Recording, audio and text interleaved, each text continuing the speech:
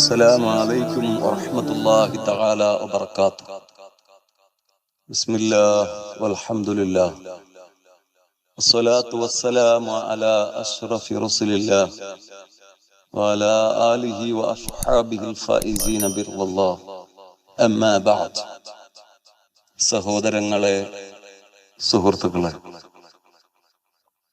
ദുആഇന് ഫലം ലഭിക്കാൻ ദിക്റും സ്വലാത്തും ചൊല്ലാറുണ്ട്. ദിക്ർ ചൊല്ലിയിട്ട് ദുആ ചെയ്താൽ ദുആക്ക് ഉത്തരമുണ്ട് എന്ന് നമുക്കറിയാം. ദിക്റുകളിൽ വെച്ച് ഏറ്റവും മഹത്വമുള്ള ദിക്ർ ഖുർആനാണ്. ഖുർആൻ ഓതി ദുആ ചെയ്താൽ ഉത്തരം കിട്ടും. അതുകൊണ്ടാണ് ഒരു ഫാത്തിഹ എങ്കിലും ഓതിയിട്ട് ദുആ ചെയ്യുമ്പോൾ ദുആ നടത്താറുള്ളത്. അത് കാരണം അങ്ങനെയാണ്.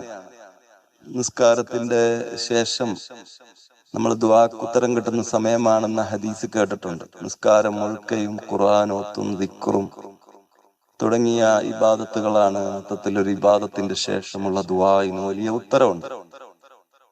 അതുകൊണ്ട് നമ്മൾ ദിക്ർ ചൊല്ലി ദുആ ചെയ്യുന്നു. ഇനി സ്വലാത്തിന്റെ കാര്യം, സ്വലാത്ത് ചൊല്ലിയാൽ തന്നെ ആഗ്രഹങ്ങൾ നിറവേറുമെന്നാണ് നബി സല്ലല്ലാഹു അലൈഹി വസല്ലം തങ്ങൾ പറഞ്ഞത്. സ്വലാത്ത് ചൊല്ലി ഒന്ന് കണ്ണടച്ച് ദുആ ചെയ്താൽ എന്തായിരിക്കും അപ്പോൾ ഫലം? കൂടുതൽ ഇഷ്ടമാണ് അള്ളാഹുവിനോട്, അള്ളാഹുവിന് നമ്മോട് ഒക്കെ തോന്നുന്നത്.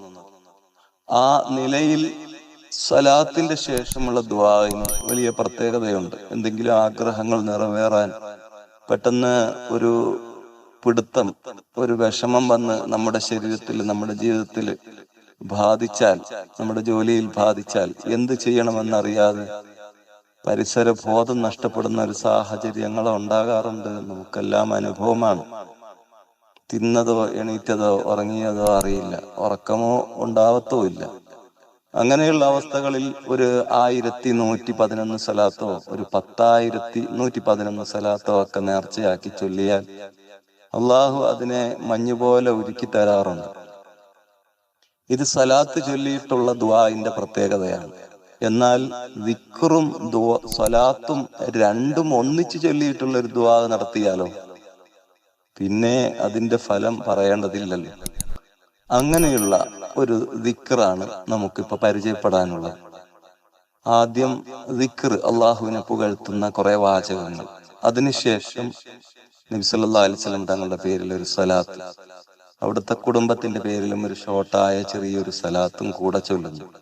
എന്നിട്ട് അള്ളാഹുവിനോട് പറയുന്നു, റബ്ബേ, എന്റെ ഇന്നാലിന്ന ആഗ്രഹം നീ പൂർത്തീകരിച്ചു തരണേ, ഇന്നാലിന്ന വിഷമം എന്നിൽ നിന്നും ജോലിയിൽ നിന്നും അകറ്റിത്തരണേ, എന്റെ ഈ പ്രശ്നത്തിന് എത്രയും പെട്ടെന്ന് നീ നല്ലൊരു റിസൾട്ട്, പരിഹാരം തരണേ അല്ലാ, എന്നോട് എതിർക്കുന്ന ആളുകളെ മനസ്സ് അലിയിപ്പിക്കണേ അല്ലാ, എന്റെ കടം ചോദിക്കാൻ വീട്ടിലേക്ക് കയറി വരാൻ തയ്യാറായിരിക്കുന്നവരെ നീ തടയണേ അല്ലാ, ശത്രുവിനെ എന്നിൽ നിന്ന് എന്തെങ്കിലും ഒരു പ്രശ്നം അവനിൽ ഉണ്ടാക്കി ആ കാര്യത്തിൽ അവൻ മുഴുകി എന്നിൽ നിന്ന് അവനെ തിരിച്ചു തരണേ അല്ലാ.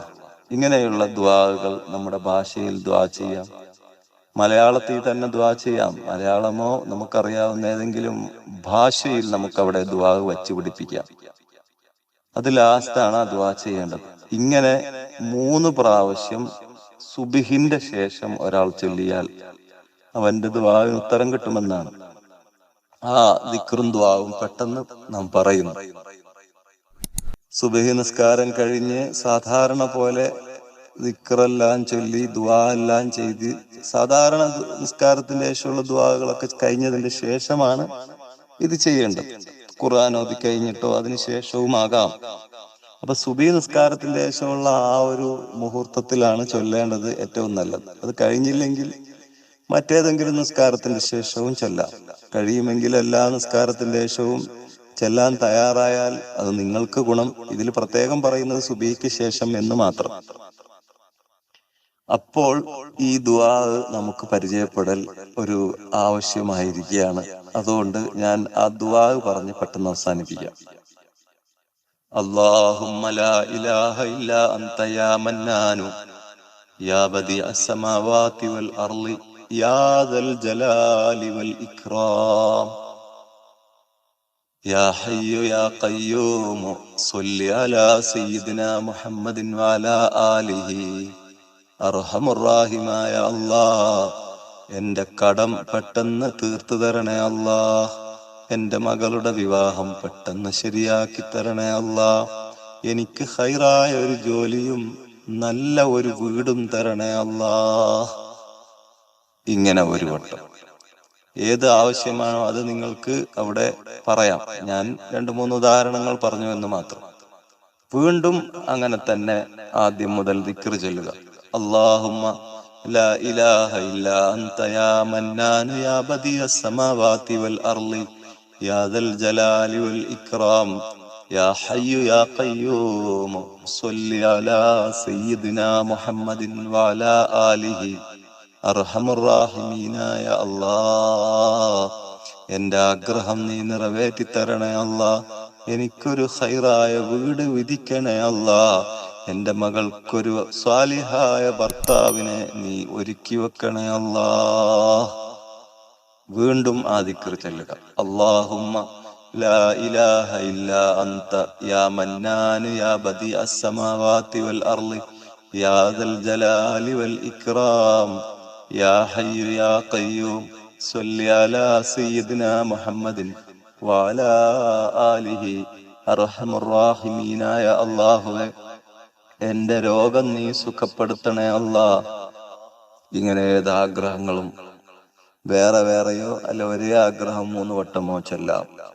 അല്ലാഹുമ്മ, അല്ലാഹുവേ, ലാ ഇലാഹ ഇല്ലാ അൻത, നീയല്ലാതെ വേറെ ഇലാഹില്ല. യാ മന്നാൻ, നിഅമത്തുകളെ നൽകുന്നവനെ. യാ ബദിഅസ് സമാവാതി വൽ അർള്, മുമ്പ് ഒരു രൂപവും ഇല്ലാത്ത, നോക്കാതെ ആകാശഭൂമിയെ ഇല്ലായ്മയിൽ നിന്ന് പടച്ചവനെ. ഇല്ലായ്മയിൽ നിന്ന് പടച്ചവനാണ്. മുമ്പ് അതുപോലത്തെ ഒരു സാധനം ഇല്ല, നോക്കി വരച്ചതല്ല, നോക്കിയുണ്ടാക്കിയതല്ല. ഇല്ലായ്മയിൽ നിന്ന് മുൻ മാതൃകയില്ലാതെ പടച്ചവനെ. യാ ദൽ ജലാലി വൽ ഇക്റാം, മഹത്വവും ബഹുമാനവും ഉള്ളവനെ. യാ ഹയ്യു യാ ഖയ്യൂം, എന്നെന്നും ജീവിച്ചിരിക്കുന്ന എല്ലാറ്റിനെയും നിയന്ത്രിക്കുന്നവനെ. സ്വല്ലി അലാ സയ്യിദിനാ മുഹമ്മദ്, എന്റെ നേതാവായ മുഹമ്മദ് നബി സല്ലല്ലാഹു അലൈഹി വസല്ലമ തങ്ങൾക്ക് നീ കരുണ ചെയ്യണമേ അല്ലാഹ്. വഅലാ ആലിഹി, അവിടുത്തെ കുടുംബത്തിനും നീ കരുണ ചെയ്യണമേ അല്ലാഹ്. സ്വലാത്തിന്റെ അർത്ഥമാണ് കരുണ ചെയ്യണേ എന്നുള്ളത്. അല്ലാഹുവേ, എന്റെ ആഗ്രഹങ്ങൾ നിറവേറ്റണേ അല്ലാഹ്. ഇവിടെ നമ്മുടെ ആഗ്രഹങ്ങൾ വെച്ച് പഠിപ്പിക്കുക. നിങ്ങളുടെ ആഗ്രഹവും ദുആ വസിയത്ത് ചെയ്തവരുടെ ആഗ്രഹവും എന്ന് കൂട്ടിയാൽ ദുആക്ക് ഉത്തരം കിട്ടാൻ കൂടുതൽ എളുപ്പമാണ്. നമ്മുടെ അസാന്നിധ്യത്തിലുള്ള സഹോദരന് വേണ്ടി ദുആ ചെയ്യുമ്പോൾ മലക്കുകൾ ആമീൻ പറഞ്ഞ് അവനു വേണ്ടി നീ എന്താണോ അള്ളാഹുവിനോട് ചോദിച്ചത് അത് നിനക്കും അള്ളാഹു തരട്ടെ എന്ന് പറയുമെന്നും അതിന് ഉത്തരം കിട്ടുമെന്നും, ഉത്തരം കിട്ടുന്ന ദുആകളുടെ കൂട്ടത്തിൽ ഹദീസുകളിൽ പറഞ്ഞൊരു കാര്യമാണ് അസാന്നിധ്യത്തിൽ, അഭാവത്തിൽ ഒരു സഹോദരന് വേണ്ടി ദുആ ചെയ്യുക എന്നുള്ളത്. അള്ളാഹു എന്നോട് ദുആ വസിയത്ത് ചെയ്തിട്ടുള്ള സർവ്വ ആളുകളുടെയും ആഗ്രഹങ്ങളെ നിറവേറ്റി കൊടുക്കട്ടെ. ലോക മുസ്ലിമീങ്ങളുടെ എല്ലാ പ്രശ്നങ്ങളും അള്ളാഹു പരിഹരിക്കട്ടെ. എല്ലാ ദീനിന്റെ ശത്രുക്കളെയും, വെറുതെ മുസ്ലിമായതിന്റെ പേരിൽ ആക്രമിച്ചു കൊണ്ടിരിക്കുന്ന എല്ലാ ഇസ്ലാമിക വിരോധികൾക്കും അള്ളാഹു പരാജയം നൽകട്ടെ. ഞാനും നിങ്ങളോട് ദുആ വസിയത്ത് ചെയ്യുന്നു.